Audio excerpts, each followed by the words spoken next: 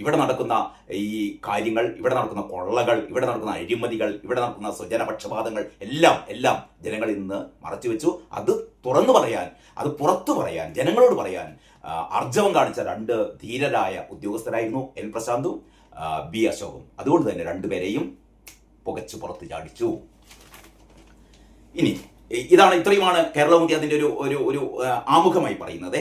അത് കഴിഞ്ഞിട്ട് പറയുകയാണ്, ഇത്രയും പ്രതിപാദിക്കേണ്ടി വന്നത് നട്ടെല്ല് വളയ്ക്കാതെയും പാദസേവ ചെയ്യാതെയും ഭരണരംഗത്ത് പ്രാഗൽഭ്യം തെളിയിച്ച മുതിർന്ന IAS ഓഫീസറായ ഡോക്ടർ ബി അശോകിനും മിടുക്കനായ യുവ IAS ഓഫീസർ എൻ പ്രശാന്തിനും സസ്പെൻഷൻ ഇനിയും തുടരേണ്ടി വരുന്ന സാഹചര്യത്തിലാണ്. അതായത് ഇത് 2 ദിവസം മുമ്പത്തെ കേരളമുഖിയാണ്. ആ 2 ദിവസം മുമ്പാണ് കേരളമുഖി പറയുന്നത്.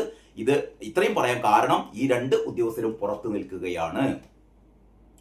മുൻ സർക്കാരാണ് ഇവരെ സസ്പെൻഡ് ചെയ്തത്. അവരെ ഒന്നാകെ തന്നെ ജനങ്ങൾ സസ്പെൻഡ് ചെയ്തു കഴിഞ്ഞു. അതായത് ഈ 2 ഉദ്യോഗസ്ഥരെ സസ്പെൻഡ് ചെയ്ത പിണറായി സർക്കാരിനെ ഒന്നാകെ ജനങ്ങൾ സസ്പെൻഡ് ചെയ്തു കഴിഞ്ഞു. ഇനിയും ഇവരെ പുറത്ത് നിർത്തരുതേ എന്നായിരുന്നു കേരളമുഖി പറഞ്ഞത്.